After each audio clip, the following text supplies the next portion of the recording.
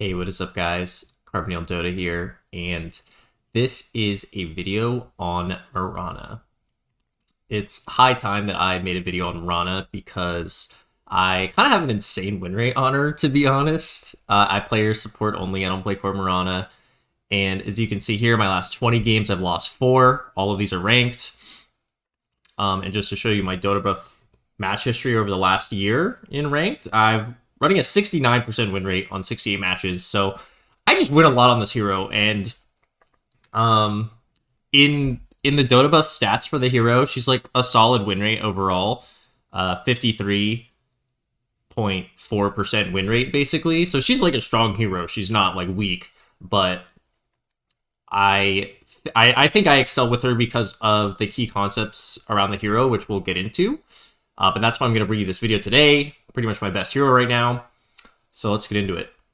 So what we're going to be talking about today is not how to play Mirana support. It's not going to be a guide on what you should be doing support and you happen to be playing Mirana. This is a guide on how to play Mirana and not some other hero while you're supporting. Hopefully you follow me there. So this... I think anybody who wants to learn about Mirana will be helped by this. Like, there's going to be some general things, but in terms of how you like think about and conceptualize heroes, this will be most important for those like people that are like 4K, ancient, looking to push into like divine, immortal. Like, you kind of need to understand this about a lot of heroes to really excel with them and consistently win games as they get harder. So it's been said that Mirana is a jack of all trades, meaning that she doesn't do anything like really amazingly, but she just does a little bit of everything pretty well. And I want to disagree with that because I think there's 2 areas of Mirana where she excels relative to pretty much any other hero, support hero. The first is follow-up burst damage. So when there's a reliable way to connect with arrow, right? Somebody else initiates and stuns and you follow up with arrow, leap in Starstorm, her combo with a max arrow, level 9, basically, does about 850 magic damage after resistance.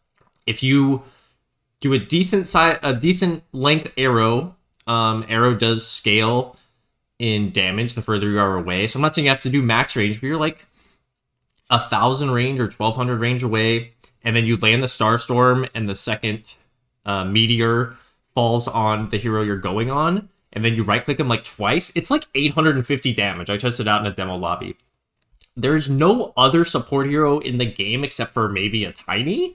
Tundra 1 TI picking Tiny and Mirana. They do a lot of damage, right? But this literally besides Tiny, what other support hero at level 9 without an ultimate is providing an extra 850 magic damage after resistance?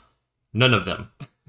So in follow-up burst damage, she is like one of the best heroes in the game, no joke.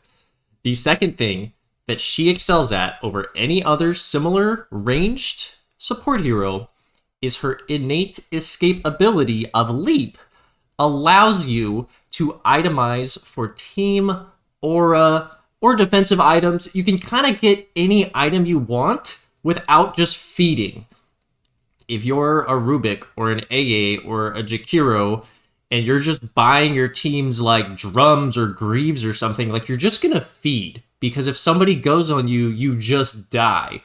Mirana has a built-in 3-charge freaking leap that basically gets you out of most situations without having to buy a specific defensive item. I'm not saying you shouldn't buy defensive items from Mirana, they can be really good, but it gives her the options to kind of buy any item she wants that's going to be best for the game, whereas most other support heroes do not have that option. Leap is the key that allows her to do this. She's not like some special tanky support hero. She's your average squishy backline support hero. She just doesn't die to like getting looked at because of her leap. And this really opens up her itemization, which is a very hard concept to like master. But if you can be good at it, I think I'm pretty good at it. I think that's part of why my win rate is so high, is because I itemize really well, and you don't have to, like, you're not stuck in a box of what you're allowed to build item-wise. If you need more information on support itemization real quick, I have a video that I made in the past. Go check it out on my channel. It is about support itemization and how to think about the different items you can buy as support. And I cover every support item you could possibly want me to cover. So go check out that video. All right, to give you guys something to look at, I'm going to have this recent replay of some parts of which I want to cover later running, but I want to cover a little bit about Mirana and her game plan. So Mirana is a good laner. She outtrades most supports. Either as the 4 or 5, you outtrade most other supports regardless of if they're a 4 or if they're a 5. With her long range, decent animation, and the fact that you have Starstorm. So Starstorm is a really good trading ability at level 1. If you use a Starstorm on somebody, it's only 80 mana, and it does 100 damage basically after resistances, and obviously you're going to be clicking. So 100 damage for 80 mana is really solid level 1. You also can hit the other hero in the lane with it, so it's basically AoE. You can sort of try and use it to secure range creeps, but 75 magic damage isn't that reliable for securing range creeps. But it can. And you can also harass at the same time. So if you're hitting 2 heroes, you know, if we have another dummy target, right, we're doing a total of 150 damage, it looks like. Basically 150 damage for 80 mana. You know, really effective. And you can use this a bunch of times without having to load up on mana regen items. So her Starstorm is a really good spell. And she typically turns her even lanes or winning lanes. She doesn't lose a lot of lanes. She turns an even or 1 lane into high map pressure with her really high follow-up damage, like I talked about earlier. Arrow plus Starstorm. Moving on from the early game, she provides a ton of utility and global utility with her ultimate, which affects everybody. Invis forces the enemy to buy detection. And then once you get these 15 and 20 talents, which we'll go into later, it's a really strong ability. It's an 18-second duration that gives move speed, and after the 15 talent, 20% evasion. That's insane. It's like you're giving everybody on your team a free talisman of evasion for 18 seconds, like basically a whole team fight. It's like amazing. In downtime between team fights, her max Starstorm, which I recommend always maxing first, she clears waves super easily. She is happy to clear waves and shove waves for her team when nothing else is happening. You also have a way to farm big camps early by arrowing the big creep, since arrow one-shots any creep it hits. So it's really easy to arrow down a big creep and then right-click down the other ones. Or you can arrow big creeps on the enemy side of the map and just leave the smaller creeps, and then when their enemy core walks to do that camp, they're missing a big creep. As I mentioned before, she is one of the only range heroes in the game with a built-in escape, a really effective built-in escape, so that allows her to be really versatile with her items. And having that versatility, buying whatever your team needs, typically gives you the edge in the mid to late game, because you can have these like core items that typically cores would spend their time buying or spend their gold buying. And you're basically like a 4th core, even if you're not getting the farm priority, you're like offering these items that cores would build. That opens up your own cores to build other items, right? Your team doesn't have to build aura items on their cores. They can focus on other things that allow them to do more damage or whatever, and you can be the one giving auras to your team. Or, you know, they can build some auras, and you can build other ones. So this utility really opens up a lot of options for your team. Coming down to the core concept of the video here, what does Mirana do as support that other range supports don't do? You have item versatility, the ability to buy any aura or offensive or defensive item without being just a feed bot, basically. You have the really good laning potential, which a lot of other range supports don't have. Some do, but you're particularly strong at it. And like I said, especially with Starstorm, you can trade really well. You always have kill threat in lane. Not always, but like if you have any sort of setup, or you can just hit decent arrows. If you hit them from angles they won't expect. Arrow's really strong laning ability in that sense. You can farm random big creeps if nothing else is happening, or if the enemy is like pulling their big camp. If you're playing 5, then you can just arrow the creep, and then it makes their pull way worse. She plays extremely well with initiators, providing more follow-up damage than almost any other support in the game, any other range support for sure, without an ultimate. And then she also provides a global save. You know, it's not a 100% save, but, you know, it's basically kind of a save if they don't have detection. or it's a global initiation tool for teammates on the other side of the map. Plus, you get the utility of the movement speed. Her ultimate gives 9, 12, 15% movement speed, which is pretty solid. It's after the fade time, though, so it doesn't work during the fade, but it's after the fade time. And it works even if they see you. And the 20% evasion, like I talked about, with the 15 talent, and it's 18-second duration. That's crazy. So let's talk about her skill builds and talents. So at level 4, you must be 2-1-1. This is not up for debate, guys. You should be 2-1-1 as Mirana at level 4. How you get there can vary. But you're going to be 2-1-1 at 4, and then at level 7, you're going to be 4-1-1. You're going to have 4 points in Starstorm, 1 point in Arrow, 1 point in Leap, 1 point in Moonlight Shadow. And then from 4-1-1-1, you're going to max out Arrow, skip your 10 talent. So you're going to go 4 points, 4 points, 1 point, 1 point. At level 12, you usually take your second point in Moonlight Shadow, and then you'll pick up your Sacred Arrow cooldown talent. The leap distance is not that great. It really isn't. You get 3 leaps. Like, you never need slightly more leap distance. So the Moonlight Shadow is really good to level up. Just the fade time decreases, the movement speed increases, the cooldown, all that good stuff. And then after that, you max leap, but you take the talents for the Moonlight Shadow, and then you take the Moonlight Shadow cooldown at level 20, just gives that utility even more. And then at level 25, usually as support, you'll take the multi-shot Sacred Arrows talent. But Starstorm damage can be good. Kind of depends on the game and whatever's happening. Both are good. Neither one is like, oh, you definitely need this all the time. And to go back to what I said originally, so you want to be 2-1-1 at level 4. But there's a lot of different ways to get here. I think a lot of low MMR players default to starting with Sacred Arrow. I'm here to tell you, please don't always start with Sacred Arrow. Like, it can be good. If you're getting a first blood at a rune, it's good. If you are in a really impossible lane for whatever reason, and you can literally do nothing to help, and trading with their support isn't going to do much, you can take your Sacred Arrow level 1 and then just arrow like a random big creep in the enemy jungle just to like get some farm and XP.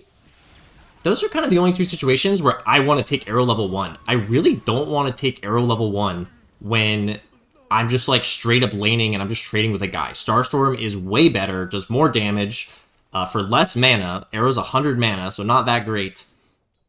And like I said, you can hit multiple heroes with Starstorm. Starstorm is just a better laning ability early.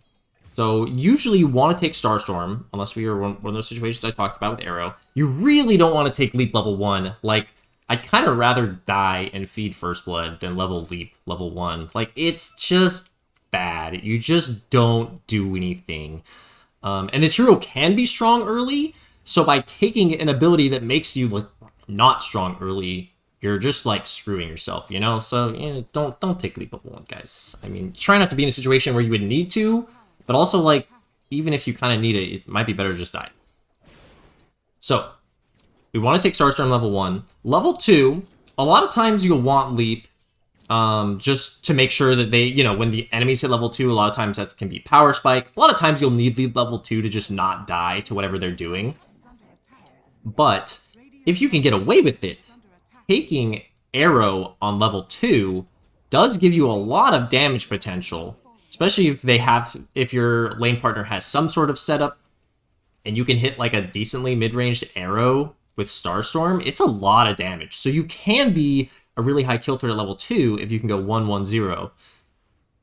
If you're in a great lane, the ideal skill builds just for maximum trading and damage is at level 3 is 2 points at Starstorm, 1 point in Arrow, and then not worry about taking Leap until level 4. Unfortunately, that's usually not the case. Like I said, a lot of times you'll just take Leap at level 2 just so that you don't die to their level 2 Power Spike. But that's the thought process on the first 4 levels, and then we already explained what to do after that. So, how do you play Mirana after the laning stage? It really comes down to 3 core concepts, and like I'm not going to talk about, like I said, this is not a video where I'm going to teach you how to support and also play Mirana, right? Like, I'm going to assume you're doing normal supporting things as you're playing Mirana, and how to play Mirana specifically comes down to 3 core concepts. So, number 1, you are a backline follow-up stun. Do not waste your arrow. Do not initiate with arrow. It's so unreliable. Do not be at the front of your team when you're looking for enemy heroes. Be behind somebody who's in front of you. Let your team initiate. Follow up. That's what your hero does. If you're playing it any other way, you're not playing it well. Check out this arrow, by the way, from downtown. Huh! Got the quad. And then you're that backline, follow up with the arrow, and then you're assessing if it's safe to leap in Starstorm, or if you need that extra damage. Like, usually you want to, sometimes you kind of don't, because you might die, so you have to, you know, kind of assess. Do you want to leap in Starstorm? Number 2, buy defensive and or aura items that help your team.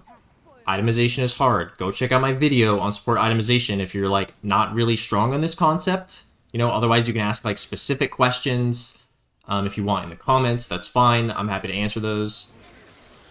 But let's just talk a little bit about items. Must buy early are wand and raindrops. You see, right now, I have wand and raindrops and brown boots. This will be your starting... Like how I missed that D word there. This will be your starting item build in every game. You should just have wand, brown boots, raindrops. Don't skimp on these items. Make sure you're buying smokes too. Mirana, great smoke carrier. You're the follow-up initiator.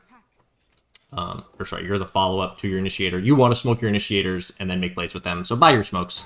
Even if you're playing pause 5, it's fine.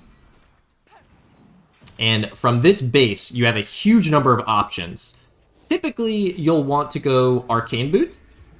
You do use a lot of mana, especially if you want to like split push, farm waves, or whatever.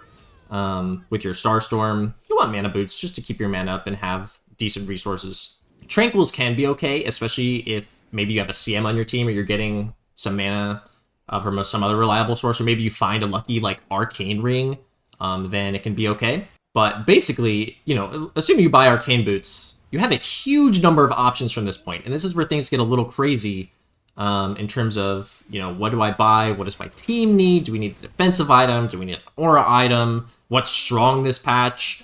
So, just to quickly cover a lot of options, I'm going to read from the side here. Force Staff, Mech into Greaves, Drums into Boots of Bearing maybe, Urn, potentially Vessel if your team needs a Vessel. Don't buy Vessel if they have Dispels, by the way. Like, if they have an LC or an Abaddon, just don't buy... Just don't buy Urn. Or, you can buy an Urn. Don't buy Vessel, though. It's just not worth the upgrade, because they'll just, like, instant dispel it, and it's not good. Pipe. Vlad's into Wraith Pact. Lotus Orb. Medallion Solar can be okay. This is awful. I missed both my spells here, by the way. I missed my arrow, and then... I think I missed this next Q as well. Yeah, I use it and it doesn't hit anything. Q! Miss everything. So, Veil can be solid if your team has a lot. I mean, you do a lot of magic damage, but if you're like following up like a Sand King who's gonna like be doing more magic damage, like a Veil can be good. A Ghost Scepter can even be good if you know, it's a little selfish, but like Ghost Scepter or Glimmer, also fine options. I bought those before, so all of these can be good options. Go watch my itemization video for supports if you like, or if you just have like no idea where to start in terms of thinking about those items and what they do. I want to cover some bait items to avoid. So if we look at Mirana's itemization on DotaBuff, Magic Wand up there, Wraithband pretty up there. I don't really buy Wraithband to support Mirana. I could see a situation where you could want it though, like one. Don't go crazy. The bait items I specifically wanted to mention. Atos, which is like Gleipnir's up here. Atos is like, people think you should buy Atos on Mirana. You don't need to buy Atos. Never buy Atos. Follow up stun on an initiator. There's so many stuns in Dota. There's no way you're telling me that your team just does not have any stuns and you can never like hit arrows unless you have Atos. Like, it's just such a crutch. You don't need it. I have not bought Atos one time in these 68 games. There's just not an Atos here. You just don't need it on the hero. So don't buy Atos, guys. Total bait item. Aghanims Scepter. Not a good support Mirana item. Like, people overbuy this for sure. Some people buy it as core, whatever. It's got a high win rate because people just buy it when they're ahead. Like, it can be fine when you're ahead. I actually just bought my first Aghanims Scepter in this game out of all of my support Mirana games. This is the first game I bought one, and it's because we were owning, and it was kind of a meme, but also, like, a little more. I had really, really good setup, Storm and Spirit Breaker, really good at setting up Mirana arrows. So like, if you're definitely gonna hit these arrows, it can be really solid extra damage. Also, they had Brood Spiders, so I was hoping I'd be able to like clear out the spiders more. So that was my thought process here. But it was also like kind of a meme. Like if I like was playing this game for money and definitely needed to win, I wouldn't have bought the Aghanim Scepter, right? This is what it is. It's a bait item. Don't buy it on support. And the last bait item is Yules. So in terms of, and I say this item is a bait in terms of buying it to set up your own arrow. I see this mentioned like on Reddit and stuff. It's not good, guys. Like, it's not. There are ways to set up your own arrow with your team and stuns, whatever. You just don't need the Yules for that. Like, if you want to buy a Yules because it's a really good Yules game, like they have an Ursa, or a Troll, or whatever, something that Yules classically counters, and you want to buy a Yules, you can buy a Yules. Like, I bought a Yules in Mirana, but you should not buy a Yules because you're like, oh, I need to set up my own arrow. Like, don't do that. Just let your team initiate and follow up. People who are buying Yules and Atos, they're like, oh, I'm an initiator. You're not. You're a follow-up. Lastly, Maelstrom. But I was like kind of browsing Reddit last night. I was like, looking at Mirana. What do people have to say about Mirana? And I see people suggesting like, oh, if your team's bad at pushing waves or nothing's happening in your game as support Mirana, you can buy a Maelstrom. No. Just your Starstorm farms waves, guys. Like, you just Starstorm and you push waves fine. You don't need a Maelstrom to push waves as Mirana. It is not a support item. Hopefully we got all out of the way. Talked about the bait items. There are a lot of items you can get. That was the second core concept, is the itemization here of playing Mirana after the laning stage. The final concept, number 3, is just clear waves that your team isn't pushing in, right? You have a wave clear, just wave clear. That's like kind of your main, not your main job. Hero's really trying to arrow his big creep. It's pretty sad. But just make sure you're clearing waves when nothing else is happening. You know, assuming it's safe to do so. Pretty simple, but pretty important, I think. Like, if you're playing Mirana and you're never clearing waves, you're not really doing your job. And this hero doesn't, like, massively farm, but she can. So, like, in games where I tend to have good games, like this game, I mean, our team is doing really well, but, like, we didn't even win in kills. But I had 15k net worth. I mean, compared to, like, you know, almost had the same net worth as the Brood at the end. Like, you can get creeps. How many creeps? Okay, this is inflated because of spiders. I don't really have 140 CS, but you can have, like, 100 plus CS as Mirana. For sure, and that's kind of how you get these, like, bigger Guardian Greaves Wraith Pact. And you don't need any other items, right? So, like, Guardian Greaves plus Wraith Pact is, like, 9k gold, which is, like, not impossible to get, right? Like, this Jakiro almost has enough for Guardian Greaves and Wraith Pact, but if he had it, he would just die, because his hero doesn't have an innate mobility mechanism. For the last concept of this video, I want to talk about some miscellaneous tips as Mirana. Just some random tips for you. I'm trying to help you guys out here. So, if you don't need your arrow for a while, you know, you're just chilling, not going to need it for a play anytime in the next, you know, 14 seconds. I think that's the cooldown. 16. I think it's 14 with the talent. Yeah, it's 14 with the talent. You can arrow big creeps while you're walking through the jungle, but my tip here, I mean, everybody knows you can do that. My tip here is to try and arrow the enemy side of the map. So if you're walking around the enemy side of the map, yeah, like, arrow just one of the creep camps and you're chilling. Now, if you're walking around your own jungle, just arrow their camps on the other side. Just arrow across the river. The range is crazy, right? You can arrow this camp, you can arrow this camp, you can arrow this camp, or if you're dire, vice versa, right? You can arrow this camp, you can arrow this camp, you can arrow this camp. And it just takes that creep away from the enemy when they are looking to go do that jungle camp later. So don't do that to your own side and not finish farming the camp, because it'll just, like, gimp your own core's farm when they go to farm it later. So do it to the enemy's side of the camp.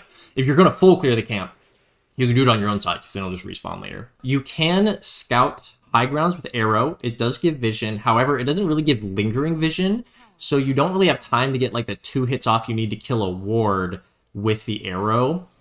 So it's good for seeing if they have, like, if you have a sentry on the low ground and you're trying to check a high ground, you can use arrow to check, but you can't really D-ward with the arrow. So keep that in mind. If you have an ally nearby and you're both ready to hit it, then you both hit it once. You have time for that. Arrow does more damage the further it travels, so kind of basic, but, you know, it's there. It has a maximum bonus damage if you have a max range arrow from 180. And it's not like, this max bonus damage isn't, like, the furthest, like very, very tip. You know, if we look at the arrow cast range, I can't show you, it's like very big, right? It's like way out here. Like if you're standing like here, even if like, or sorry, if the enemy's like here, like if the end of the cast range is like the very edge of my screen right now here, but the enemy's standing like here, like that'll count as a max range arrow. And it'll do the max damage. I don't know the exact specifics, I haven't tested it, but like it doesn't have to be the full range, but it does the bonus damage the further you are away, and it doesn't have to be the exact max range. I've mentioned this a couple times, but I like literally didn't know this until I was like getting ready to make this video yesterday, so I'm gonna mention it again as the miscellaneous tips. Moonlight Shadow gives move speed. What the fuck? Like, I thought this was just like global invisibility. No, it gives move speed.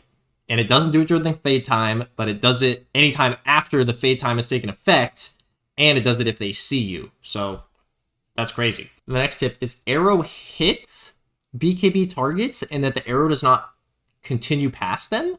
Like the arrow disappears when it hits a BKB target, but it doesn't like stun or damage them at all. So try not to like arrow through a BKB target thing you're gonna hit the person behind, because you won't. The BKB target will just like absorb the arrow and it will be gone and will have done nothing. So just note that. And then the last tip is arrowing catapults is very important, especially around the 10 and 15 minute timings, where a lot of lineups are looking to use those catapults to like get those tier 1s they haven't gotten yet. If you just show up and arrow that catapult, it takes a ton of steam out of these pushes. So really important to think about that at specifically the 10 and 15 marks. After that, it's like not as important.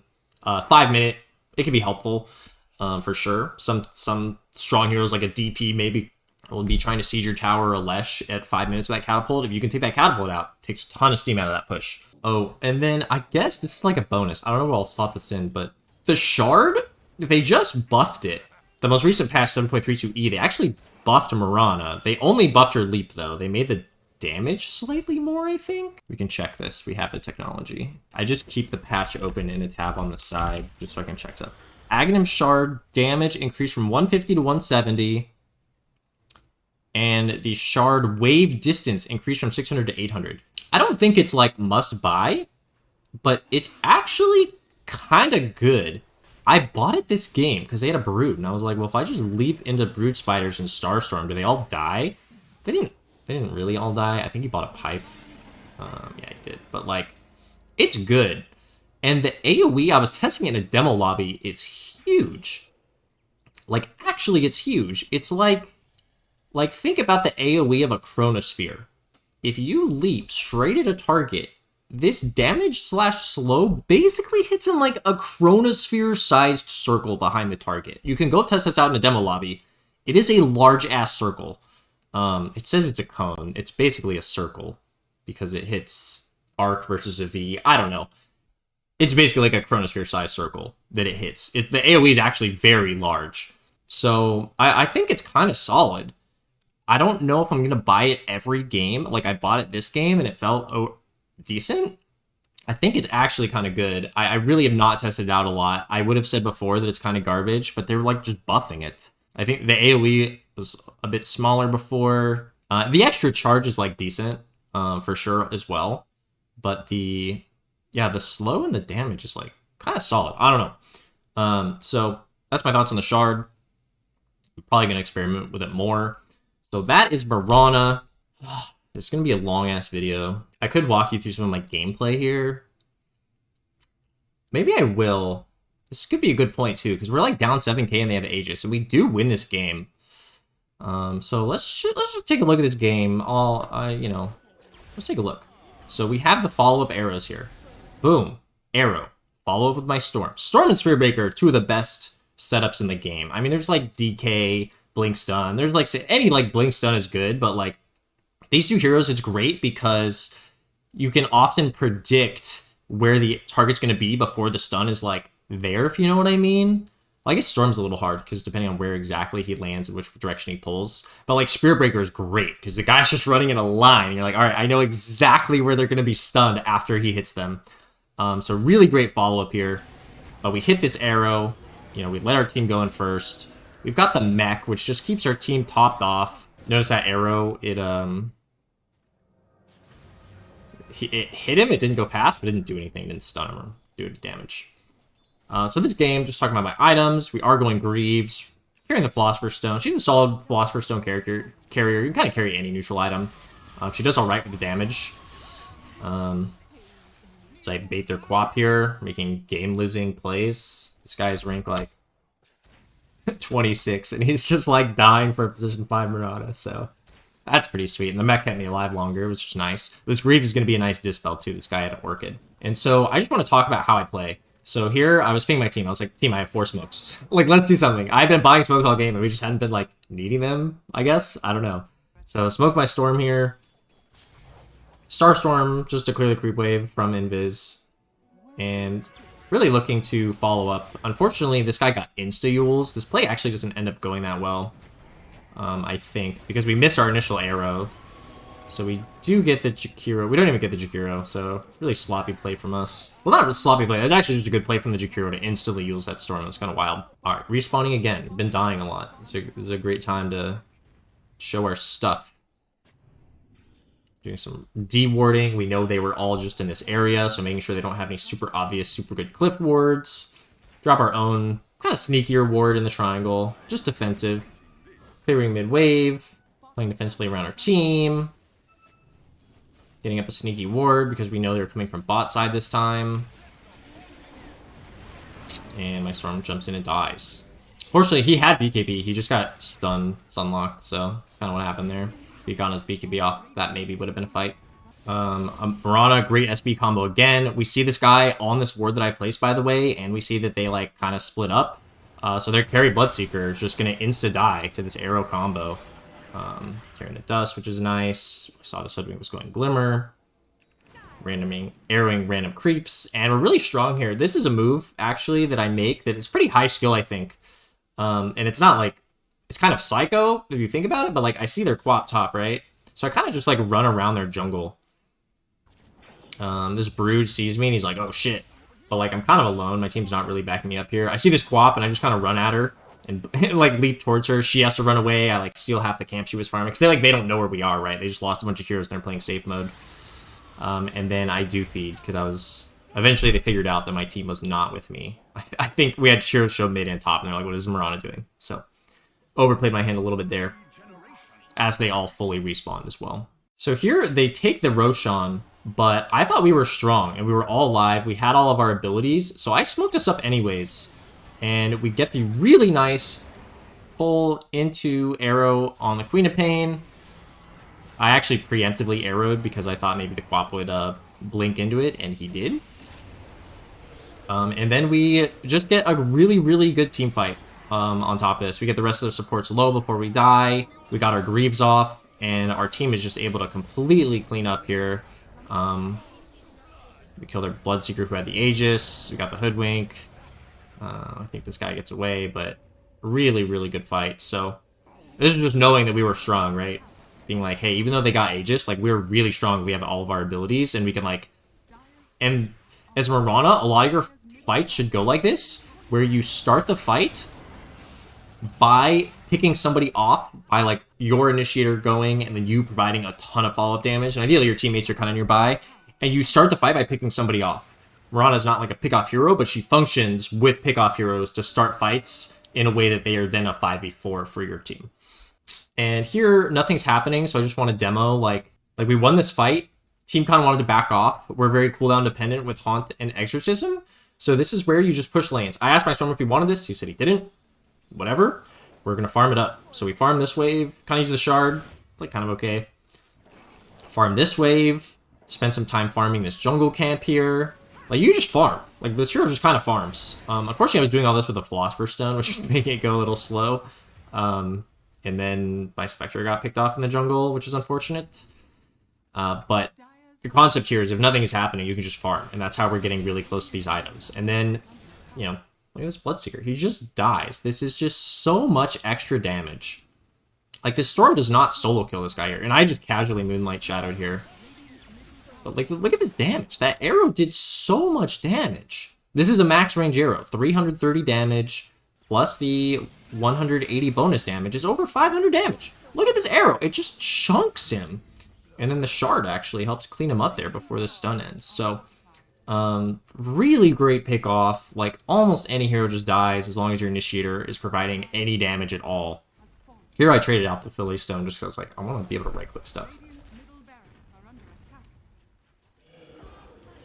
So here, kind of a weird fight from them because their carry is dead. So, I don't really know what they were doing. Does this go well for us? I don't remember. That, this leap with the shard actually hits the Shikiro here.